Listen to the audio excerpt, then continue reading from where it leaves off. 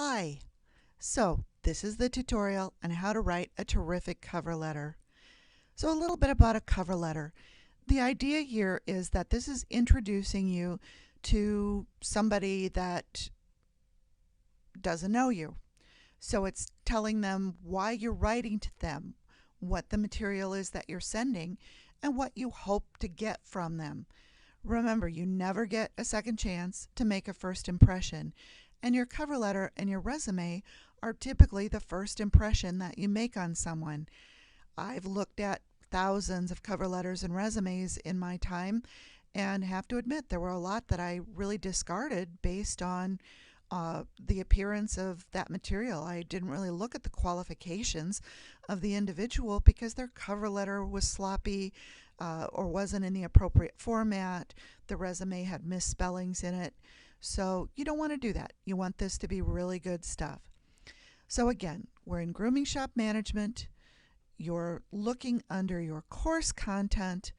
Down at the bottom, there is Unit 5, Hiring and Employee Management, and then there's 5B, Resumes and Cover Letters, and that's the unit that we are working in still. There is a cover letter sample, and this is what it looks like. So you'll notice that again, this document is using a serious font. It's centered somewhere on the page. It has a balance to it. Where there's two spaces, there's consistently two spaces. So those are all good things. Again, if you're going to print it out, I would suggest that you use a heavier quality paper, not ordinary copier or typing paper. So the elements of your cover letter. The format is really important.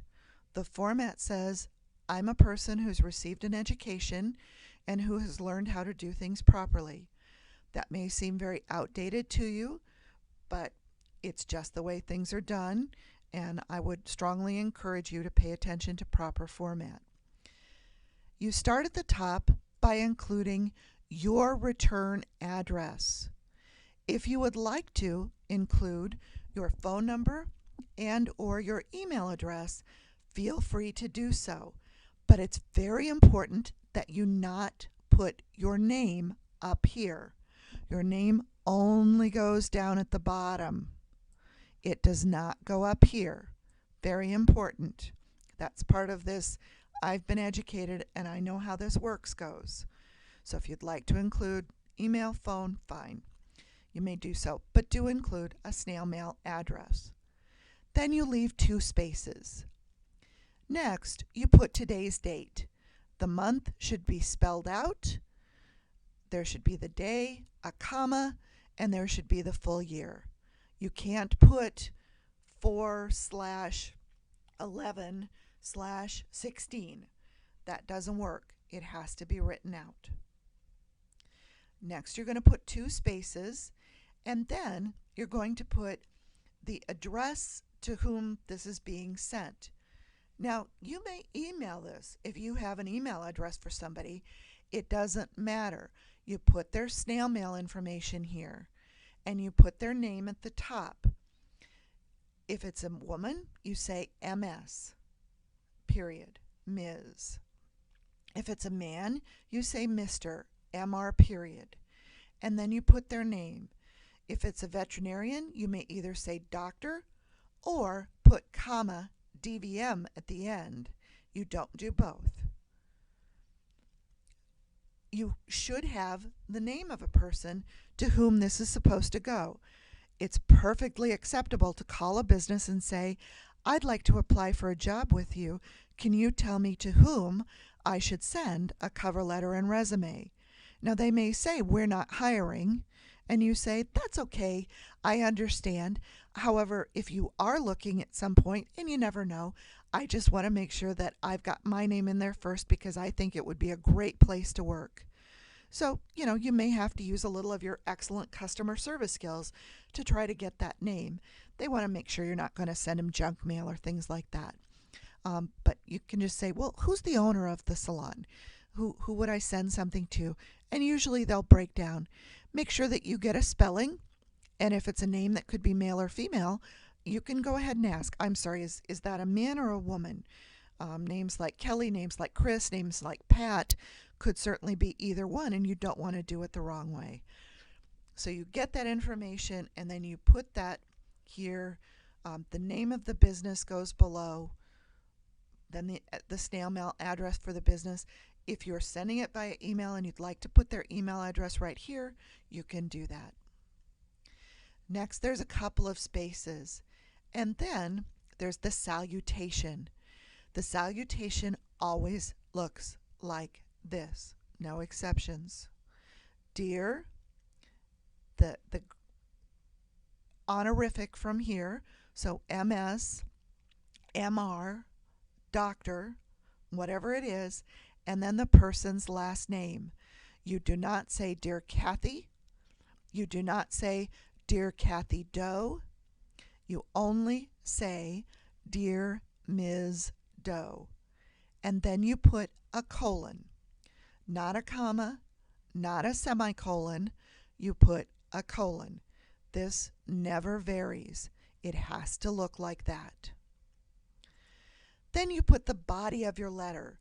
You talk about why you're writing to them, what you've done, why you're looking for a job, and what kind of a job you're looking for.